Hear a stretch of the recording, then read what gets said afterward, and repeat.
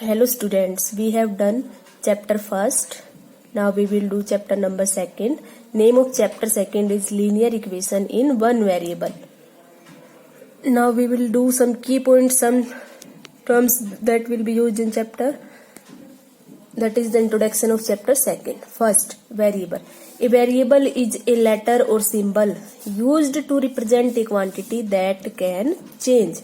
यानी कि वेरिएबल एक ऐसा लेटर या सिंबल होता है जिसकी वैल्यू चेंज हो सकती है, जिसकी वैल्यू वेरी करती है। जैसे कि हम उनको सिंबल से रिप्रेजेंट कर देते हैं, X Y A B C etcetera, जैसे कि हम रिप्रेजेंट कर देते हैं। जैसे लेंथ ऑफ रेक्टेंगल को एल से रिप्रेजेंट कर देते हैं, ब्रेड को बी से, तो उन्हीं को हम क्या कहते हैं, वेरिएबल। अब second, constant. A constant is a quantity that does not change. Constant मतलब कोई फिक्स वैल्यू जो चेंज नहीं होगी। फॉर एग्जाम्पल टू तो चेंज नहीं हो सकता, टू तो टू ही रहेगा। Similarly -2 these are known as constant. Now come to expression. Expression क्या होता है, a mathematical statement made by performing operations like addition, subtraction, multiplication and divisions on the variables. यानी कि अगर हम वेरिएबल्स के बीच में ऑपरेशन लगा दे, एडिशन, सब्ट्रैक्शन, मल्टीप्लीकेशन, डिवीजन, तो वो क्या बनाएगा, एक्सप्रेशन। जैसे कि x + 3 हो गया, y + 6 हो गया, 7x - 3 हो गया। ठीक है। Now come to linear equation in one variable. सबसे पहले तो इन वन वेरिएबल, तो यानी कि उसमें वेरिएबल एक रहेगा। लीनियर का क्या मतलब होता है, डिग्री किस उसकी, यानी कि पावर कितनी हो, 1। An equation in which there is only one variable. एक तो उस इक्वेशन में क्या हो, एक वेरिएबल, और the highest power of variable is 1, और हाईएस्ट पावर वेरिएबल की क्या हो, 1। जैसे कि होगी 7x + 5, इसमें केवल एक ही वेरिएबल है x, और इसकी हाईएस्ट पावर कितनी है, 1। सिमिलरली 9y - 6 में हाईएस्ट पावर कितनी है, 1। ठीक है। तो linear equation in one variable क्या होगा, ऐसी इक्वेशन।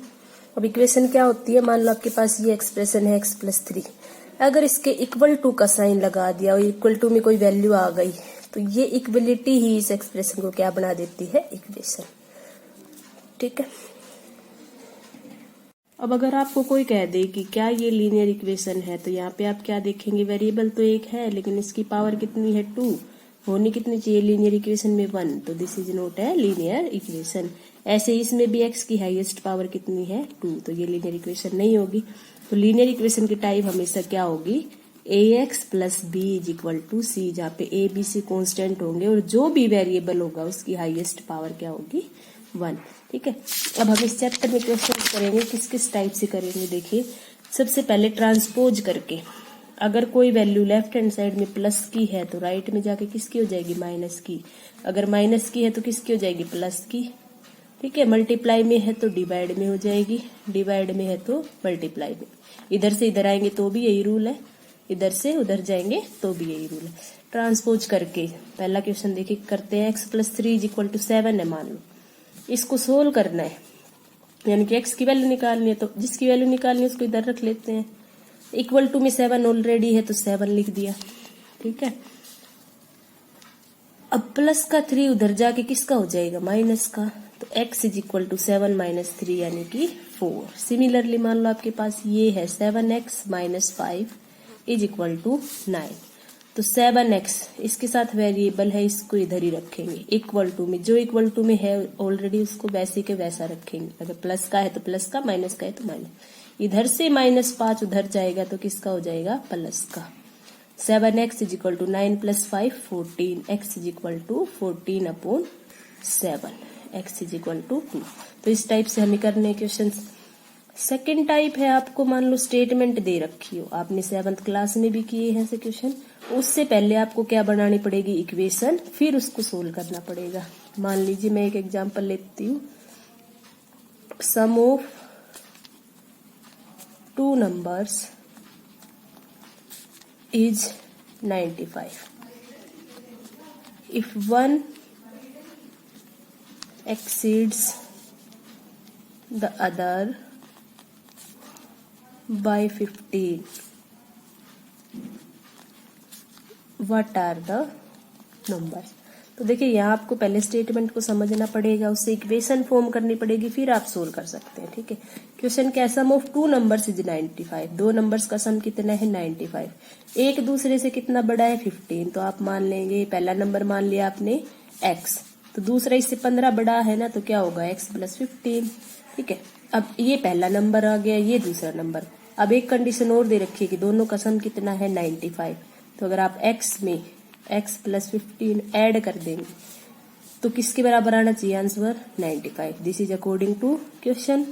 तो x और x 1x प्लस 1x जुड़ के कितना हो गया 2x plus 15 is equal to 95। अब x के साथ 2 है तो इसको इधर रखेंगे वेरिएबल वाले टर्म को, 95 उधर है, प्लस का 15 उधर जाके किसका हो जाएगा माइनस का। 2x इज इक्वल टू ये कितना बचा 80, x is equal to 80, 2 multiply में इधर आके किस में हो जाएगा डिवाइड में। यानी कि आपको पता लग गया पहला नंबर कितना है 40, दूसरा 40 में 15 ऐड करा कितना आया 55। अब वेरीफाई करने के लिए आपके आंसर्स को जोड़ के देख सकते हैं। देखिए 95 आ गया, यानी कि दो नंबर्स वो कौन से हैं 40 एंड 55। अब एक हमें करने हैं क्वेश्चन सोल्व कौन से मेथड से,